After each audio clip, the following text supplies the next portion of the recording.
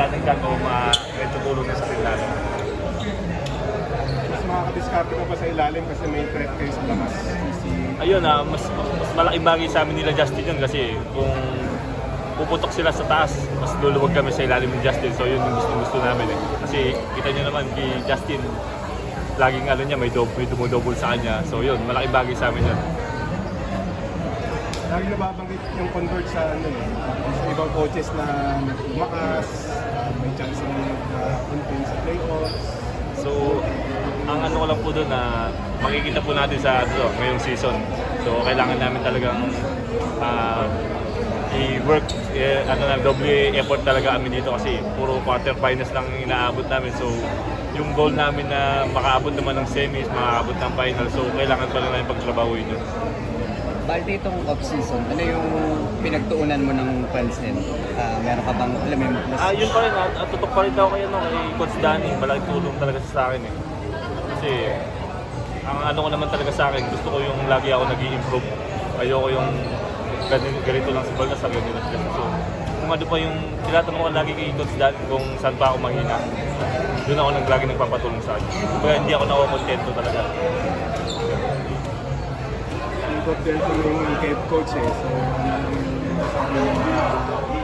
siya yung discover sa'yo. Tapos ngayon, every day, kasama ka mo. Ngayon, parang ano pa rin sa akin yun eh. Malaking bagay pa rin sa akin na kasama ko si Boss kasi last season nandun pa rin siya eh. Kasi kahit sabihin mo na sa assistant siya, ngayon na head coach. So, parang hindi pa rin ano eh. Parang nandun pa rin siya sa akin, hindi pa rin siya kawalan. Yun, kailangan namin pagtrabahuin pa rin kung anong gusto ng mga management, mga boss, mga fans. So, kailangan namin talaga double effort talaga dito. Ano sa sikat kayo as coach? Kasi siyempre kailangan siya ng tao as discover nyo. Pero as a coach, kumusta siya? Nasa court na. Grabe magpa-isayo din eh. Kung anong iniisayo namin sa dati namin liga, kumbaga ganun pa rin ang binibigay sa amin, pa-condition kami. Kasi nga, ito malapit yung season. Kailangan namin maging ready talaga para maiwas din sa mga injury. Dahil tinanalo kayo ni Gob Delta ng championship dun sa, sabi mo nga, Kabilang Liga. Tingin mo, mangyayari din ito sa PBA? Siguro kailangan namin pagtrabahuan kasi sa salita kasi hindi naman kailangan makapunta kami ng finals, makapunta kami ng semis. So kailangan talaga namin pagtrabahuan. Yun ang ano namin talaga. Parte kasi naman sa MPBL, siyempre laging kayo yung paborito sa championship. Kumusta naman yung experience na parang underdog kayo na siyempre merong Ginebra, may 20, may San Miguel. Kumusta yung experience kayo na kayo naman yung parang underdog? Yun nga, kumbaga lagi kaming gigil lagi eh. Sa kumbaga gusto namin manalo talaga eh.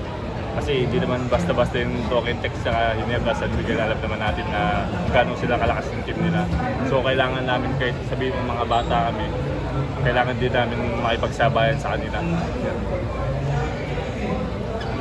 Okay. Ano naman po yung on-bounce and mindset heading into this competition?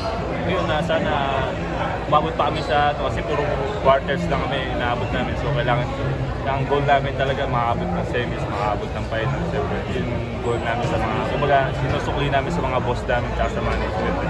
Yun yung talagang malaking bagay.